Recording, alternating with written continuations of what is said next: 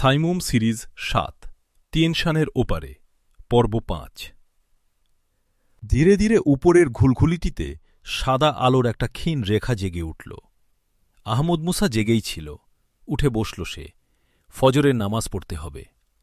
অন্ধকার হাতড়ে সে পানির কলসটি খুঁজে বের করল। দেখল পানি বেশি নেই। পানিটুকু দিয়ে সে অজু করে ফেলল। খাবার পানি আর থাকল না, আর পানির তার দরকারও হবে না। কয়েকদিন পর অজু করে বেশ ভালো লাগল আহমদ মুসার। ফজরের নামাজ শেষ করেও অনেকক্ষণ জায়নামাজে বসে থাকল আহমদ মুসা।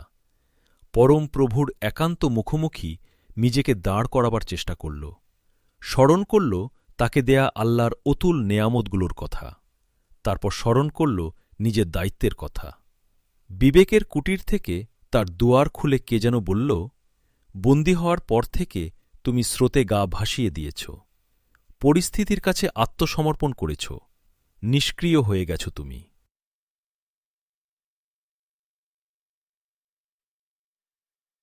চমকে উঠল আহমদ মুসা। তাই তো, সে তো কিছুই করেনি। ঘটনার স্রোত তো তাকে ভাসিয়ে নিয়ে চলেছে প্রাণহীন খড়কুটার মতো। কিন্তু মুসলমানের জীবন তো স্রোতে ভেসে চলার জন্য নয়। অশুভ শক্তির গতি পরিবর্তনই তো তার প্রকৃতি। একটা যুক্তি মনে এল, বলতে চেষ্টা করল। মধ্য এশিয়ায় বিপ্লব হয়ে গেছে, তার দায়িত্ব শেষ, কোনো কাজ তো আর নেই। কোনো দায়িত্বে সে অবহেলা করছে না। কিন্তু বিবেকের কুটিরের সেই দরজা আবার নড়ে উঠল। কথা ভেসে এলো সেখান থেকে, একজন মুসলমানের দায়িত্ব তো মধ্য এশিয়ায় সীমিত নয়, তার দায়িত্বের অধীন গোটা বিশ্ব। তার দায়িত্ব তাই শেষ হতে পারে না। এই কথা আহমদ মুসার গোটা দেহে একটা যন্ত্রণা ছড়িয়ে দিল।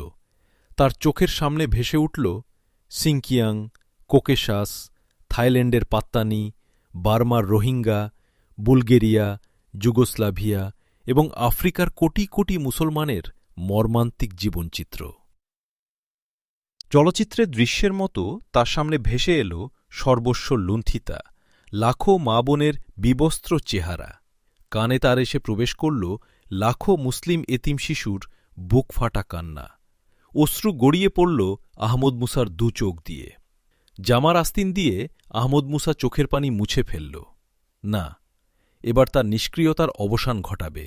আল্লাহ তাকে যা দিয়েছেন তা নিয়েই সে রুখে দাঁড়াবে। তার সামনে অনেক কাজ। এই চিন্তা করার সাথে সাথে অদম্য এক জীবন জোয়ারে জেগে উঠল গোটা দেহ, তার গোটা সত্তা। আহমদ মুসা নামাজের আসন থেকে উঠে দাঁড়াল। পায়চারি করতে লাগল ঘরে। আজ জেনারেল বরিশ আসবে। ভাত খাইয়ে যায় যে মেয়েটি, সে গতকাল এক চিরকুটে জানিয়েছে আজ জেনারেল বরিশ আসবে। আজকেই সে ফাইনাল ডেট ঠিক করেছে। আর সে সময় দেবে না আহমদ মুসাকে। সব আয়োজন তার কমপ্লিট। মেয়েটি আড়ি পেতে জেনারেল বরিশের সলা পরামর্শ শুনেছে। মেয়েটি তার নিজের কথাও লিখেছে। নর পশুদের আড্ডা থেকে তার বাঁচার কোনো উপায় নেই। সামান্য সন্দেহ হলেই মেরে ফেলবে। তার মতো আরও দুঃখিনী মেয়ে আছে। দাসীবৃত্তি ও দেহদানের যন্ত্র তারা। এদের পাষণ্ডতায় গাঁ শিউরে ওঠে আহমদ মুসার। হাত দুটো মুষ্টিবদ্ধ হয় তার। পায়চারি বন্ধ করে আহমদ মুসা ফিরে আসে তার বিছানায়। গড়িয়ে নেবার জন্য বিছানায় গা এলিয়ে দিল আহমদ মুসা। সারা দিন গেল, সন্ধ্যাও পার হল, কিন্তু জেনারেল বরিশরা এলো না। দুপুরে মেয়েটি ভাত খাইয়ে গেছে, কিন্তু কিছু জানায়নি। বোধহয় কিছু সে জানতে পারেনি। তাহলে কি জেনারেল তার প্রোগ্রাম পাল্টাল?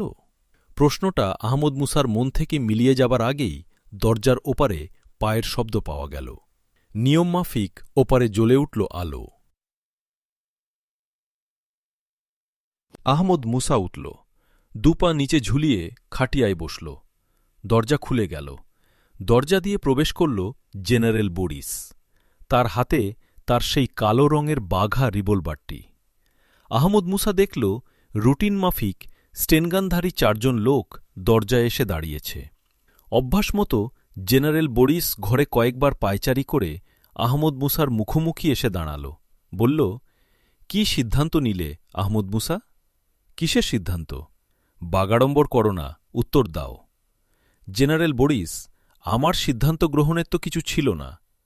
কাগজ কলম পাঠিয়েছিলাম, চিঠি লিখেছ কি না? আমি চিঠি লিখব, কথা তো আমি কখনই বলিনি, জেনারেল বরিস। জীবনের মায়া তোমার নেই, আহমদ মুসা? যে মায়া ভয় থেকে আসে, এমন কোনো বাড়তি মায়া আমার নেই। কথা বাড়িও না, আহমদ মুসা। আমি শেষ জবাব চাই। তুমি চিঠি লিখবে কি না? জবাব তো আমি দিয়েছি। ঠিক আছে, দ্বিতীয় আয়োজন আমার কমপ্লিট। হাত কাটার জন্যে আমাদের জল্লাদকে এনে রেখেছি। সবার সামনে প্রদর্শনী করেই এ কাজটা আমরা করতে চাই। তোমাদের রাষ্ট্র তো নেই, তাই এমন দৃশ্য কেউ দেখেনি অনেক দিন, বলে জেনারেল বরিস হাসল। তারপর বোধহয় দ্বাররক্ষীদের কোনো নির্দেশ দেওয়ার জন্যে সে মুখ ঘোরাল। এমন একটা সুযোগের অপেক্ষা করছিল আহমদ মুসা। সে ঝাঁপিয়ে পড়ল জেনারেল বরিসের ওপর।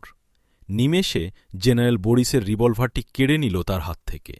এক ঝটকায় বরিস ফিরে দাঁড়াতে যাচ্ছিল, কিন্তু আহমদ মুসা সে সুযোগ দিল না।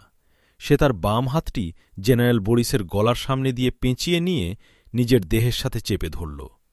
আহমদ মুসার বাম বাহুটা সাঁড়াশির মতো চেপে বসছিল জেনারেল বরিসের গলায়, আর তার ডান হাতের রিভলভারটা তাক করে আছে জেনারেল বরিসের মাথা।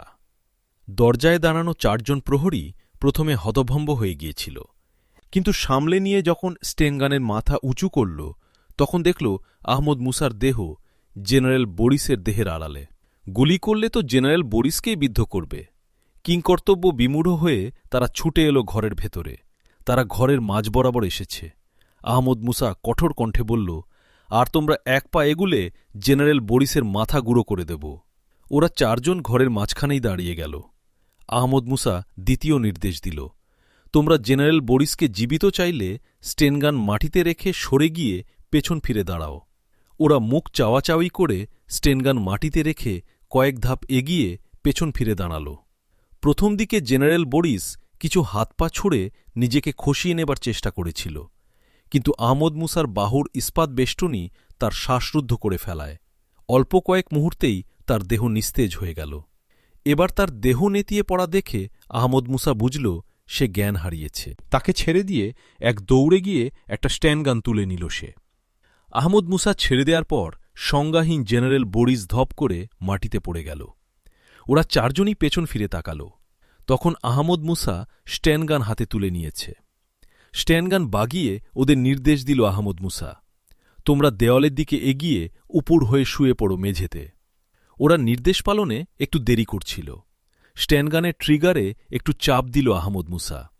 একরাশ গুলি বিদ্ধ করল মেঝেকে। ওরা 4 জন এরপর সুবোধ বালকের মতো গিয়ে উপুড় হয়ে শুয়ে পড়ল। আহমদ মুসা অন্য 3টি স্ট্যান্ডগান কুড়িয়ে নিয়ে ঘর থেকে বেরিয়ে এল। তারপর দরজা বন্ধ করে চাবি ঘুরিয়ে তালা বন্ধ করে দিল। চাবিটা ছুঁড়ে ফেলে দিল অন্ধকার এক কোণায়। আহমদ মুসা করিডোরের কোন দিকে যাবে যখন চিন্তা করছে, তখন মাথার উপর একটা ঘণ্টা বেজে উঠল। আহমদ মুসা বুঝল ওটা বিপদ সংকেত। নিশ্চয় এ ঘরের ভেতর কোথাও বিপদ সংকেতের কোনো গোপন সুইচ আছে। ওরা এই সুযোগই নিয়েছে। আহমদ মুসা দেখল লম্বা করিডোরের ডান দিকটা অন্ধকার, বাম প্রান্তে আর একটা আলো জ্বলছে। সে নিশ্চিন্ত হল বেরুবার প্যাসেজ ওই দিকেই হবে। আহমদ মুসা 3টা স্টেনগান কাঁধে ঝুলিয়ে একটা হাতে নিয়ে ওই আলোর দিকে ছুটল। ওখানে গিয়ে দেখল একটা সিঁড়ি ওপর দিকে উঠে গেছে। উঠতে যাবে এমন সময় ওপরে পায়ের শব্দ শুনতে পেল সে আর না উঠে ছুটে গিয়ে সিঁড়ির পেছনে লুকোল। সিঁড়ি দিয়ে 3 জন লোক ছুটে নেমে এল। কোনো দিকে না তাকিয়ে ওরা করিডোর ধরে ছুটে গেল সেই বন্দিখানার দিকে। ওরা আড়াল হতেই আহমদ মুসা সিঁড়ি ধরে উপরে ছুটল। সে উপরে সিঁড়ির মুখে পৌঁছেছে এমন সময় দেখল ডান দিক থেকে 4 জন লোক ছুটে আসছে সিঁড়ির দিকে, ওদের হাতে স্টেনগান। ওরা আহমদ মুসাকে দেখে প্রথমটায় ভূত দেখার মতো ভ্যাবাচ্চাকা খেয়ে গেল। পরক্ষণেই ওদের স্টেনগানের নল আহমদ মুসাকে তাক করতে গেল, কিন্তু আহমদ মুসার স্টেনগান তৈরি ছিল। এক ঝাঁক গুলি ছুটে গেল ওদের 4 জনের দিকে। করিডোরে লুটিয়ে পড়ল ওদের 4 জনের দেহ। এখানেও সেই লম্বালম্বি করিডোর, দুপাশে ঘর। কোন দিকে যাবে একটু চিন্তা করে নিয়ে যেদিক থেকে ওরা 4 জন আসছিল সেদিকেই ছুটল। করিডোরের মাথায় গিয়ে বাঁক নিতেই আরও 4 জনের সে মুখোমুখি পড়ে গেল। ট্রিগারে হাত লাগানি ছিল আহমদ মুসার। ওরা কিছু বুঝে ওঠার আগেই ওদের 4টা দেহ ঝাঁঝরা হয়ে গেল এক ঝাঁক বুলেটে। ওরা চারজন যেদিক থেকে আসছিল সেদিকেই ছুটতে যাচ্ছিল আহমদ মুসা। এই সময় তাকে বন্দিখানায় খাবার দেয়া সেই মেয়েটি ছুটে এলো তার সামনে, বলল, সামনে যাবেন না, ওদিকে আরও লোক আছে, ওইদিকে চলুন, বেরুবার গেট ওইদিকে। আহমদ মুসা করিডোরের মোড় ঘুরে বাম দিকে যাচ্ছিল। এবার তারা ছুকল ডান দিকে। করিডোরটি একটা ঘরে গিয়ে শেষ হয়েছে। এই ঘরটি গেট রুম। ঘরটির কাছাকাছি পৌঁছে গেছে এমন সময় পেছন থেকে অনেকগুলো পায়ের শব্দ ভেসে এলো। আহমদ মুসা পেছন দিকে একবার তাকিয়ে ছুটে সেই ঘরে ঢুকতে গেল। মেয়েটি আগে, আহমদ মুসা পেছনে। ঘরে ঢুকতে গিয়ে এক ঝাঁক গুলির মুখোমুখি হল তারা। মেয়েটি আগেই ঘরে ঢুকে গিয়েছিল। গুলিতে ঝাঁঝরা হয়ে তার দেহটা লুটিয়ে পড়ল মাটিতে। একটা গুলি এসে আহমদ মুসার হাঁটুর নিচে বিদ্ধ হল। আহমদ মুসার আঙুল ট্রিগারেই ছিল। সে ঘরের চৌকাঠের পাশে মুহূর্তের জন্য থমকে দাঁড়িয়ে অগ্নিবৃষ্টি করল ঘরের ভেতর। ঘরের ভেতর ছিল একজন প্রহরী। প্রহরীটি আহমদ মুসাকে তাক করার জন্য একটু ডান দিকে সরে গিয়েছিল। সেটা করতে গিয়ে আহমদ মুসার গুলির মুখে পড়ে গেল সে। মেয়েটির পাশেই তার দেহটি মাটিতে পড়ে গেল। আহমদ মুসা দ্রুত ঘরে ঢুকে গেল। পেছন থেকে ওরা অনেকখানি কাছে এসে গেছে। ঘরে ঢুকে দরজা বন্ধ করে দিল আহমদ মুসা। তারপর বাইরে বেরুবার দরজা খুলে ফেলল সে। ওরা ভেতর থেকে এসে দরজা ধাক্কাতে শুরু করেছে।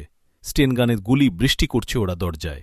কিন্তু ওদের শত ধাক্কা, শত গুলি বর্ষণেও কিছু হবে না ওই স্টিলের দরজার। আহমদ মুসা দরজা দিয়ে বাইরে পা রাখার আগে মেয়েটির দিকে একবার ফিরে তাকাল। রক্তে ভাসছে মেয়েটি। আহমদ মুসা স্বগত উচ্চারণ করল, বোন, তুমি আমার অনেক উপকার করেছ, কিন্তু তোমার জন্যে আমি কিছুই করতে পারলাম না। বাইরে পা বাড়াল আহমদ মুসা। এতক্ষণে অনুভব করল ডান পা তার যেন পাথরের মতো ভারী। পা তুলতে পারছে না সে। রক্তে ভেসে গেছে হাঁটু থেকে নিচের অংশ। তবু পা টেনে নিয়ে ছুটল সে। এক মুহূর্ত দেরি করা যায় না, ওরা অন্য পথ দিয়ে বেরিয়ে আসতে পারে। আহমদ মুসা স্টেনগানগুলো ফেলে দিয়েছিল।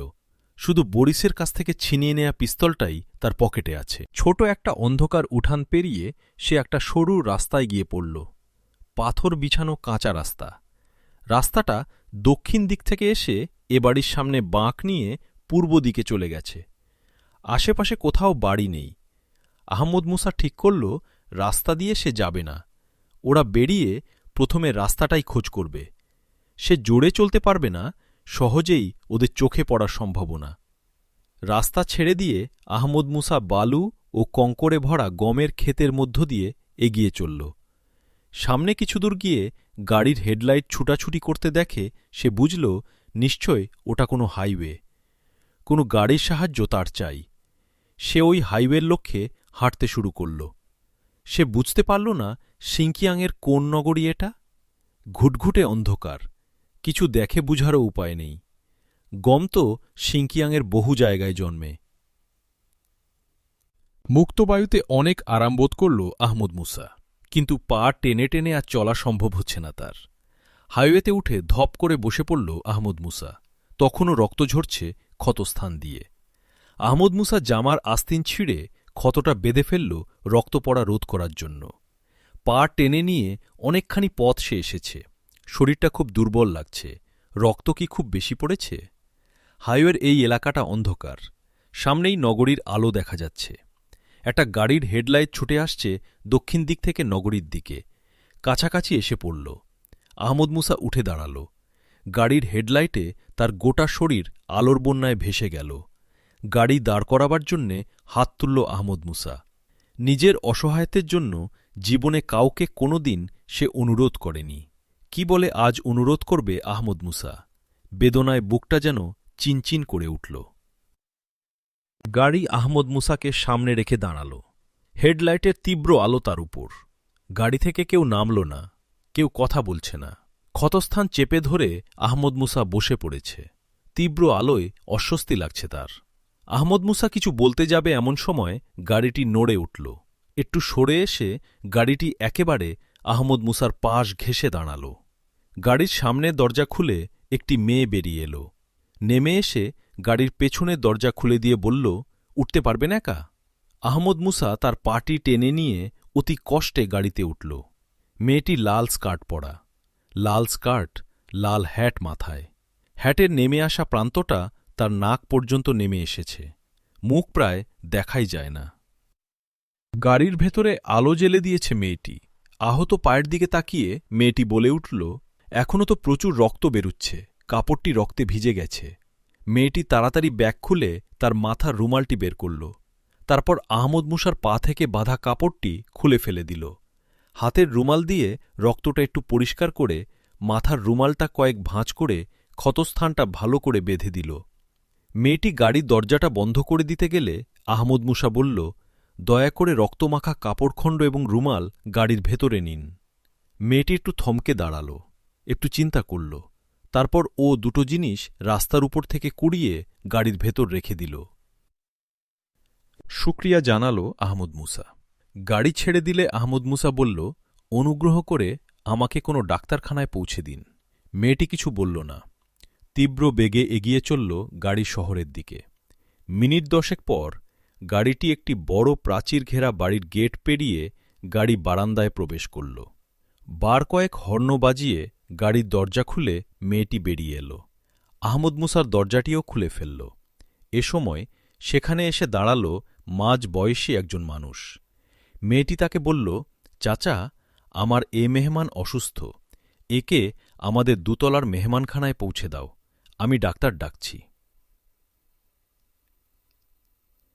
ডাক্তার ক্ষতস্থান ঠিকঠাক করে ভালো করে ব্যান্ডেজ করে দিয়ে গেছে।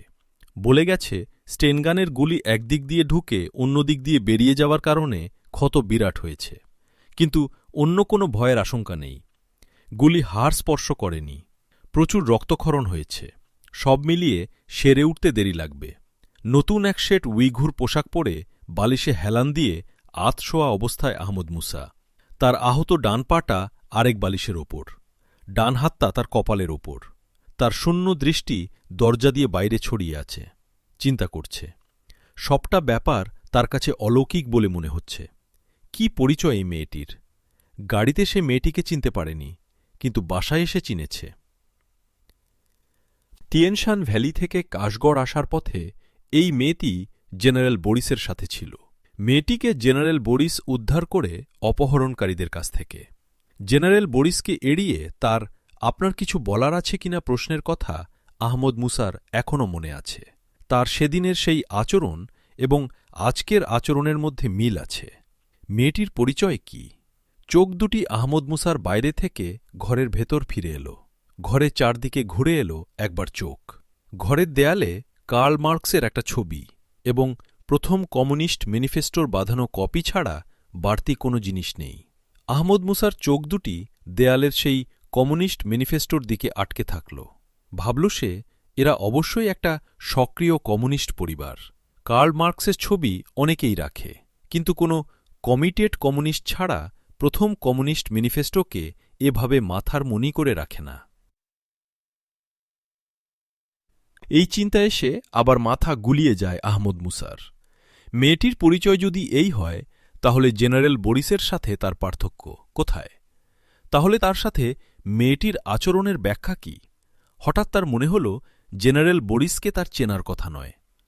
এ সময় পায়ের খসখস শব্দে আহমদ মুসা দরজার দিকে ফিরে তাকাল। দেখল মেয়েটি ঘরে ঢুকছে। ধবধবে সাদা স্কার্ট পরা, মাথায় সাদা রুমাল। আহমদ মুসা তার চোখ নামিয়ে নিল। মেয়েটি ঘরে ঢুকে তার কাছে এসে বলল, কেমন লাগছে এখন? আহমদ মুসা সংক্ষিপ্ত জবাব দিল, বেশ ভালো। মেয়েটি টেবিলে গিয়ে ওষুধের চার্টের দিকে নজর বুলাল। তারপর বলল, একটা ক্যাপসুল খেয়েছেন সন্ধ্যা 7টায়, আরেকটা খেতে হবে রাত 1টায়। আমি অ্যাটেন্ড্যান্টকে বলে যাচ্ছি, সে আপনাকে জাগিয়ে দেবে। এ সময় খাবারের ট্রলি ঠেলে ঘরে ঢুকল একজন পরিচারিকা। পরিচারিকা ট্রলিটি এনে খাটের সাথে ভিড়িয়ে দিল। মেয়েটি বলল, খেয়ে নিন, এখন রাত 8:30, 9টার মধ্যে আপনার ঘুমানো উচিত, বলে মেয়েটি বেরিয়ে গেল। খাওয়া শেষে পরিচারিকা যখন ট্রলি ঠেলে বেরিয়ে গেল, তখন আবার ঘরে ঢুকল মেয়েটি। ঘরের চারদিকে একবার চেয়ে বলল, সব ঠিক আছে। তারপর টেবিলের কাছে এগিয়ে আহমদ মুসাকে একটা সাদা সুইচ দেখিয়ে বলল, আপনার জরুরি কোনো প্রয়োজন হলে এই সুইচ টিপবেন। আপনি ঘুমাবার আগে লক টিপে দরজা বন্ধ করতে বলবেন অ্যাটেন্ডেন্টকে। সে এই পাশের খাটেই থাকবে। আমি তাকে বলে দিয়েছি একমাত্র আমি ডাকা ছাড়া রাতে সে দরজা খুলবে না। মেয়েটি বেরিয়ে গেল ঘর থেকে। মেয়েটির শেষ কথায় আহমদ মুসা বিস্মিত হয়েছে। তার এই শেষ কথার অর্থ কি? সে কি কোনো বিপদের আশঙ্কা করে? আহমদ মুসার জন্যে তার এই সাবধানতা কেন? তখন রাত 1টা। ক্লান্ত শ্রান্ত আহমদ মুসা গভীর ঘুমে অচেতন। অ্যাটেন্ডেন্টও জেগে থাকার চেষ্টা করে আধা ঘণ্টা আগে ঘুমিয়ে পড়েছে। হঠাৎ দরজায় নক করার শব্দে আহমদ মুসা জেগে উঠল। আবার দরজায় নক করার আওয়াজ হল ঠক ঠক ঠক। আহমদ মুসা সুইচ টিপে আলো জ্বালাল। দেখল অ্যাটেন্ডেন্ট টেবিলে মাথা রেখে ঘুমুচ্ছে। আবার নক হল দরজায়। আহমদ মুসা বলল, কে? বাইরে একটা নারী কণ্ঠ ভেসে এল। বলল, আমি মেলিগুলি। রাত 1টা বাজে। অ্যাটেন্ডেন্টকে ডেকে ওষুধ খেয়ে নিন। কথা শেষ করেই সে চলে গেল। তার পায়ের আওয়াজ ধীরে ধীরে মিলিয়ে গেল। আহমদ মুসা অবাক হয়ে কিছুক্ষণ বসে থাকল। এই রাত 1টা পর্যন্ত মেয়েটি জেগেছিল তাকে ওষুধ খাওয়ানোর জন্যে। গোটা ব্যাপারটা তার কাছে দুর্বোধ্য লাগছে। তবে এইটুকু ভেবে খুশি হল যে মেয়েটির নাম জানা গেল। পরদিন বেলা 8টা। আহমদ মুসা নাস্তা সেরে বসে মেলিগুলির পাঠানো একটা আন্তর্জাতিক ম্যাগাজিনে নজর বুলাচ্ছে। এই সময় মেলিগুলি এসে ঘরে ঢুকল। একটা হালকা নীল রঙের উইঘুর পোশাক পরেছে সে আজ, মাথায় নীল রুমাল। আহমদ মুসা ম্যাগাজিনটা বন্ধ করল, কিন্তু মুখ তুলল না। মেলিগুলি বলল, কোনো অসুবিধা নেই তো? না, ভালো আছি, বলল আহমদ মুসা। মেলিগুলি কাপড়ের ভেতর থেকে একটা রিভলভার বের করে আহমদ মুসার সামনে রেখে বলল, রিভলভার সমেতই পরিচারিকা আপনার জামা নিয়ে গিয়েছিল। কাল রাতেই পেয়েছি, কিন্তু ফেরত দিতে ভুলে গেছি। চুপ করল মেলিগুলি। আহমদ মুসা কৌতূহল আর চেপে রাখতে পারল না। বলল, মিস মেলিগুলি, জেনারেল বরিসের কাফেলায় আপনার সাথে আমার দেখা হয়েছিল। গাড়িতে আপনাকে চিনতে পারিনি, কিন্তু বাড়িতে এসে চিনতে পেরেছি। আমি আপনাকে গাড়িতে তুলে নেবার আগেই চিনেছি। কিন্তু মিস মেলিগুলি, আপনি তো কাল থেকে একবারও জিজ্ঞেস করলেন না আমি আহত হলাম কোথায়, আমার গুলি লাগল কিভাবে, কেন এমন হল। আপনার এই অস্বাভাবিক নীরবতা আমাকে বিস্মিত করেছে। আমি সব বুঝেছি। কি বুঝেছেন? আপনি জেনারেল বরিসের কারাগার থেকে পালিয়েছেন। হ্যাঁ, এটা বুঝা স্বাভাবিক। আপনি আমাকে ওর হাতে বন্দী দেখেছিলেন। একটু থামল আহমদ মুসা, তারপর বলল, রাতে দরজা না খোলার জন্যে আপনার যে সাবধানতা, সেটা কি জেনারেল বরিসের আশঙ্কা থেকেই? আমি তেমন আশঙ্কা করি না, ওটা আমার বাড়তি সাবধানতা। আহমদ মুসা আর কোনো কথা বলল না। তার মনের প্রশ্ন শেষ হয়নি, মন তার পরিষ্কার হয়নি, কিন্তু কি প্রশ্ন করবে তা খুঁজে পাচ্ছে না সে। কিছুক্ষণ পর মেলিগুলি মুখ খুলল, বলল, আর কিছু জিজ্ঞেস করবেন না? মেলিগুলির মুখে হাসি। মেলিগুলির দুষ্টুমি ভরা কথার টোনে আহমদ মুসা মুখ তুলল। তার হাসিতে তার চোখে একটা দুষ্টুমি দেখতে পেল। আহমদ মুসা নীরবে আবার চোখ নামিয়ে নিল, কোনো উত্তর দিল না। মেলিগুলি বলল, জানেন, আমি আপনাকে জানি। চমকে মুখ তুলল আহমদ মুসা, বলল, কি জানেন? আপনি এই যুগের সর্বশ্রেষ্ঠ বিপ্লবী। আপনি আহমদ মুসা। আহমদ মুসা মুখ তুলল না। কিছুক্ষণ কোনো কথা বলতে পারল না। মেলিগুলি নীরব। এক দৃষ্টিতে সে তাকিয়ে আছে আহমদ মুসার দিকে। কিছুক্ষণ পর আহমদ মুসা মুখ খুলল, ধীর কণ্ঠে বলল, এ কথা কি জেনারেল বরিস আপনাকে বলেছে? না, তার কাছ থেকে আপনার নামও শুনিনি। তাহলে জানলেন কি করে? বিস্ময়ে চোখ তুলে তাকাল মেলিগুলির দিকে। দেখল তার চোখে মুখে এখনও সেই দুষ্টুমি, ঠোঁটে সেই হালকা হাসি। মেলিগুলি বলল, আরেকটা শুভ খবর আছে আপনার জন্যে। কি খবর? হাসান তারিক এসেছে। মেলিগুলির এই খবর আহমদ মুসার মনে বিস্ময় ও আবেগের তরঙ্গ নিয়ে এল। সবচেয়ে ঘনিষ্ঠতম সাথী হাসান তারিক এসেছে তার খোঁজে? আবেগ অশ্রুরূপ নিয়ে তার চোখের কোণ ভারী করে তুলল। আহমদ মুসা মেলিগুলির দিকে চেয়ে বলল, জানি সে না এসে পারে না, কিন্তু আপনি তাকে জানলেন কি করে? কোথায় দেখা হল? মেলিগুলি আহমদ মুসাকে তার সাথে হাসান তারিকের দেখা হওয়ার ঘটনা বলল। সব শুনে আহমদ মুসা জিজ্ঞেস করল, তাকে কোথায় পাওয়া যাবে জানেন? না, সে আর যোগাযোগ করেনি, বলল মেলিগুলি। আহমদ মুসা ও মেলিগুলি দুজনেই নীরব।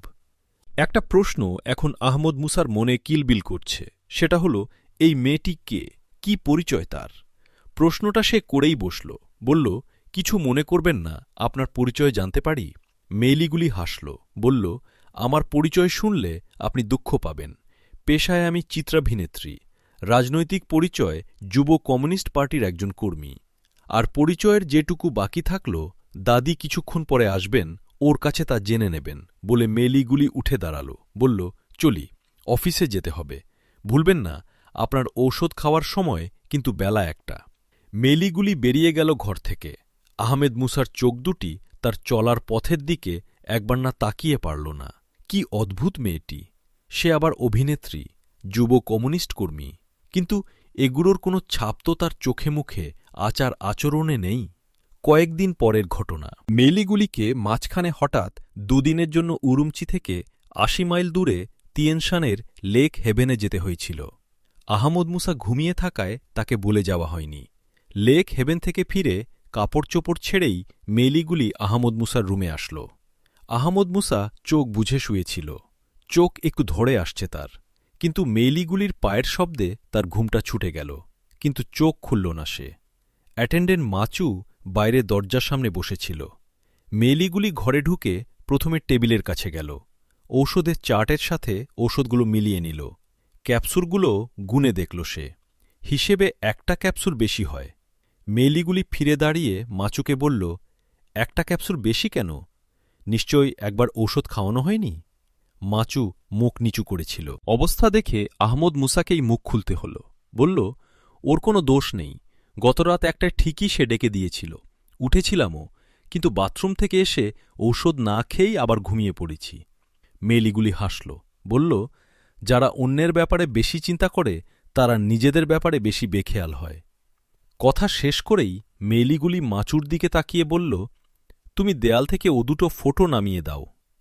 মাচু এসে দেয়াল থেকে কার্ল মার্কস এবং কমিউনিস্ট পার্টির ম্যানিফেস্টো নামাতে গেল। আহমদ মুসা বলল, ওগুলো নামিয়ে ফেলছেন কেন? মেলিগুলি আহমদ মুসার দিকে ঘুরে দাঁড়াল। আহমদ মুসার চোখে চোখ রাখল, বলল, আমি আপনাকে অনুরোধ করেছি আমাকে আপনি না বলার জন্যে। আহমদ মুসা তার চোখ নামিয়ে নিল, বলল, ভুলে গিয়েছিলাম, ঠিক আছে। মেলিগুলি বলল, ওগুলি নামাচ্ছি দাদির হুকুমে।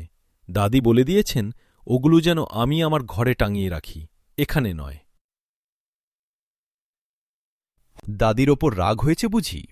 না, আমি তার আদেশ পালন করছি। না, ওগুলো নামাবার প্রয়োজন নেই। ওগুলো নামানোর কারণ যদি আমি হই, তাহলে বলছি নিছক বাইরের পরিবর্তন আমার কাছে কোনো বিষয় নয়। না, আপনি কারণ নন। দাদি একটা সুযোগ গ্রহণ করেছেন মাত্র। দাদি এ দুটো ফটো বাড়ির কোথাও টাঙাতে দেয়নি। শেষ পর্যন্ত তাঁর আওতার বাইরে এই মেহমানখানায় এনে টাঙিয়ে রেখেছিলাম। এখন যে এ দুটো তোমার ঘরেই উনি টাঙাতে বলছেন? মেলিগুলির মুখে এক টুকরো হাসি ফুটে উঠল, বলল, আপনার তুলনায় বিন্দুমাত্র গুরুত্ব দাদির কাছে আমার এখন নেই। মনে হচ্ছে দাদিকে আপনি জয় করে নিয়েছেন। আহমদ মুসার মুখ নিচু, হাতের ম্যাগাজিনটা নাড়াচাড়া করতে করতে বলল, না মেলিগুলি, তোমার দাদি আমাকে জয় করে নিয়েছেন। তোমার দাদির মধ্যে আমি গোটা সিংকিয়াংকে দেখতে পেয়েছি।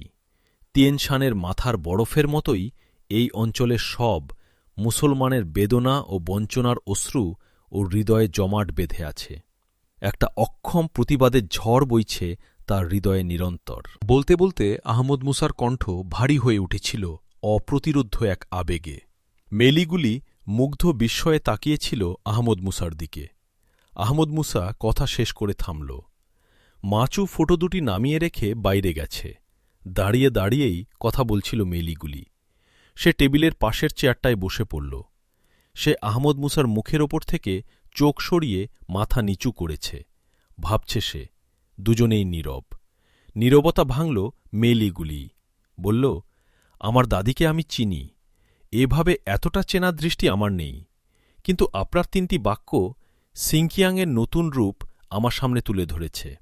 আমার প্রশ্ন, কমিউনিজম ও মুসলিম স্বার্থ কি একসাথে চলতেই পারে না? আহমদ মুসা বলল, দেখো, দুটার দুই জীবন দৃষ্টি, একসাথে চলতে পারে কি করে? কমিউনিজমে জীবন এখানেই শেষ, তাই ভোগবাদ তাদের ধর্ম। এক্ষেত্রে পুঁজিবাদের সাথে তার কোনই পার্থক্য নেই। কিন্তু ইসলামে এই জীবন, এটা অসীম জীবনের প্রস্তুতি মাত্র। তাই ভোগের চেয়ে অন্যের জন্যে ত্যাগের শিক্ষা বলো।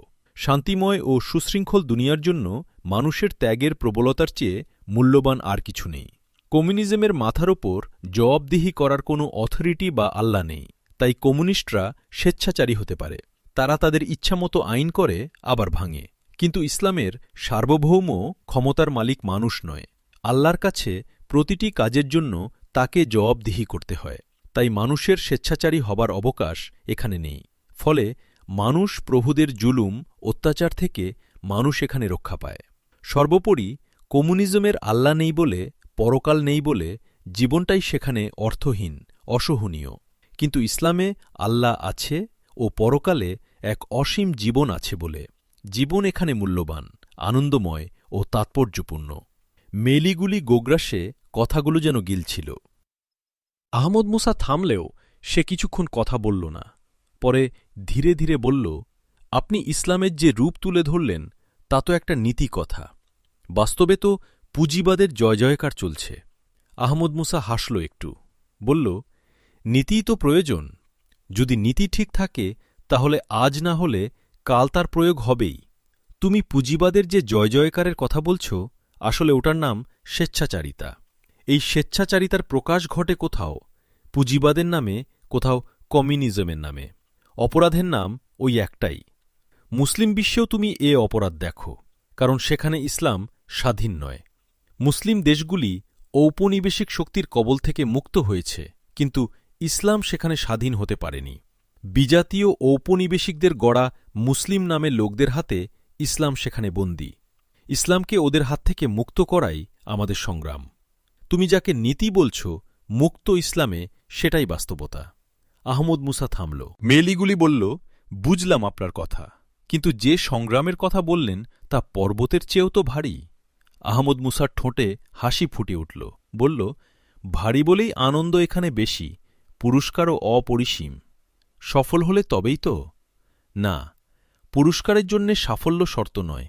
দেখো, গুলি আমার পায়ে লেগেছিল, বুকে লাগলেই মারা যেতাম। তাহলে আমার জীবন কি ব্যর্থ হতো?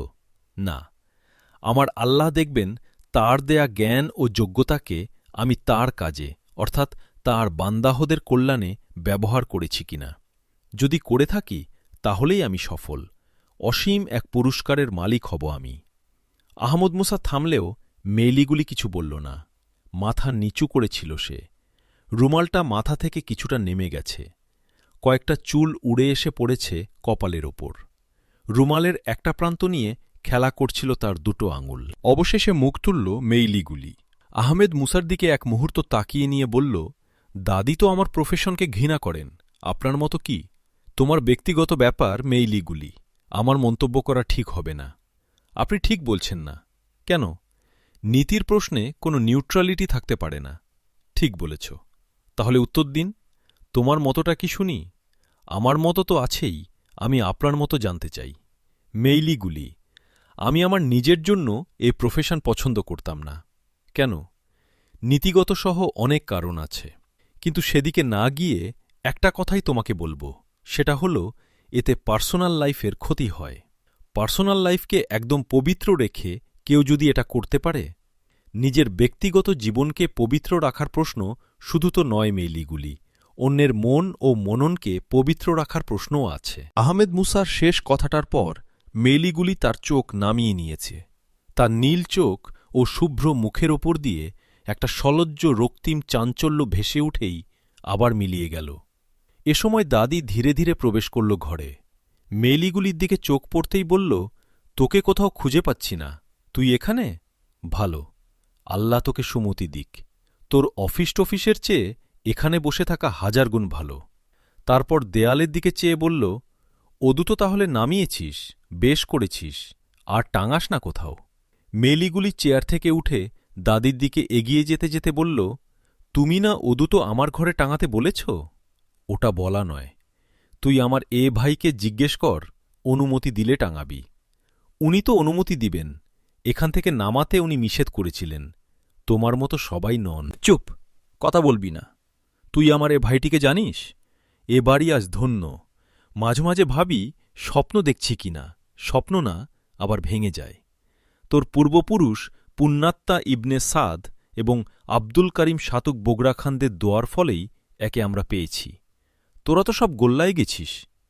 কিন্তু দাদি, আমিই তো ওকে এনেছি, না হলে পেতে। বেশ করেছিস, এবার ভালো হো। আমি কি খারাপ? খারাপ নয়, কিন্তু নামাজ তুই চিনিস, আর কাজটা করছিস কি? বলেই দাদি আহমদ মুসার দিকে তাকিয়ে বলল, ভাই, তুমি আমার এ দুষ্টু বোনটিকে একটু নামাজ পড়তে বলে দাও। আমি বললে শুনে না, তুমি বললে শুনবে। আহমদ মুসা মুখ নিচু করে একটা বই নাড়াচাড়া করছিল আর দাদি নাতনির মধুর কথা কাটাকাটি শুনছিল। দাদির কথায় মুখ তুলল আহমদ মুসা। দাদি এবং মেলিগুলি দুজনেই তার দিকে তাকিয়ে। দাদির দিকে চেয়ে আহমদ মুসা একটু হেসে বলল, আপনার নাতনি এখন থেকে নামাজ পড়বেন দাদি। কথা শেষ করার আগেই আহমদ মুসা তার চোখ নামিয়ে নিয়েছিল। মেলিগুলির আরক্ত মুখের বিস্ময় দৃষ্টি আহমদ মুসার দিকে। আহমদ মুসা কথা শেষ করতেই দাদি তার হাত তুলে মেলিগুলির মুখটা নিজের দিকে টেনে নিয়ে বলল, শুনলি তো, এবার তোর মুখে বলতো শুনি। বলবো না বলে মেলিগুলি ছুটে বেরিয়ে গেল ঘর থেকে।